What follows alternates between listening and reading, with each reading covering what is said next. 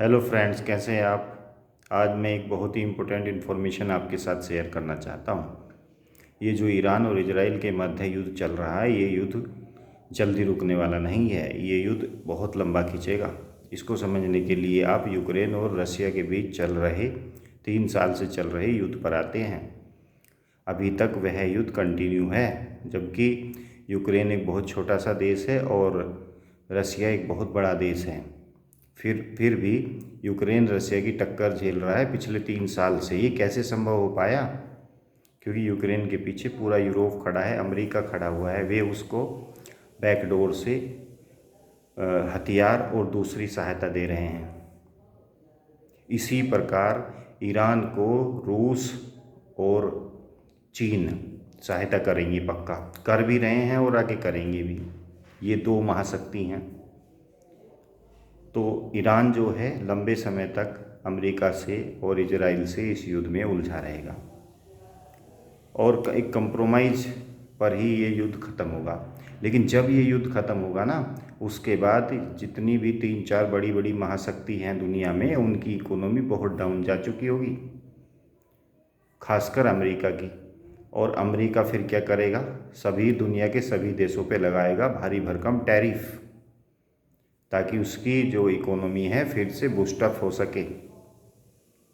और जब वो टैरिफ लगाएगा तो टैरिफ क्या होता है, जैसे हम अपने देश में हमारे देश में कोई हमारी कंपनी है, वो कोई सामान बना रही है और वो सामान हम अमेरिका या दूसरे देशों में बेच रहे हैं, तो उसके ऊपर लग जाएगा टैरिफ।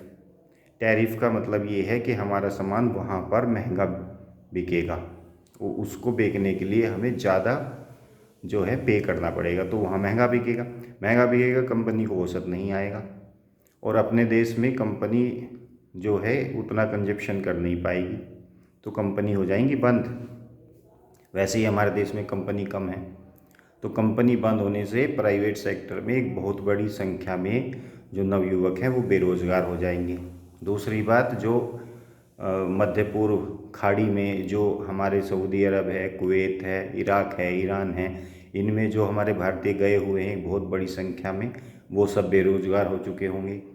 अमेरिका भी अपने यहाँ से जो है कुशल कर्मियों को और जो जॉब कर रहे हैं उन्हें वापस भारत भेज देगा। तो जो रेमिटेंसीज, जो विदेशों का पैसा हमारे देश में आ रहा था, वो भी आना बंद हो जाएगा। तो बेरोज़गारों की एक बहुत बड़ी भीड़ जो अभी भी है और उसकी डबल आने वाले 6 महीने में, 1 साल में भारत में होने वाली है।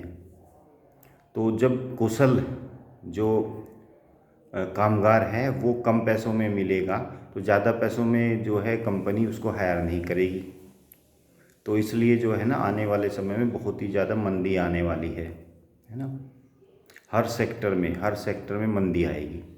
तो मेरी आप सभी को यही एडवाइस है कि आपके पास अगर कोई अभी कुछ बचत है, कुछ इन्वेस्ट करने के लिए है, तो कम से कम 6 मंथ के लिए आप बिल्कुल इन्वेस्टमेंट मत कीजिए, निवेश मत कीजिए उस पैसे का, उसको बचा के रखिए।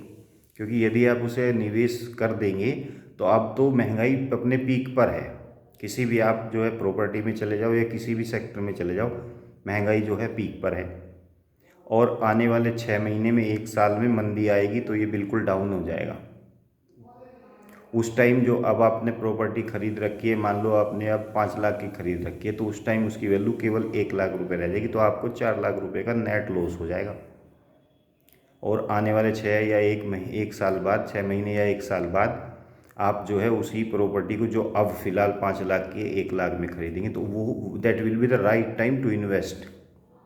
निवेश करने का वो सही समय होगा। तो मैं आपको अपना मानता हूँ, इसलिए मैंने आपके साथ ये इन्फॉर्मेशन साझा की। कैसी आपको ये इन्फॉर्मेशन लगी, कमेंट्स करके ज़रूर बताइएगा। Thank you very much.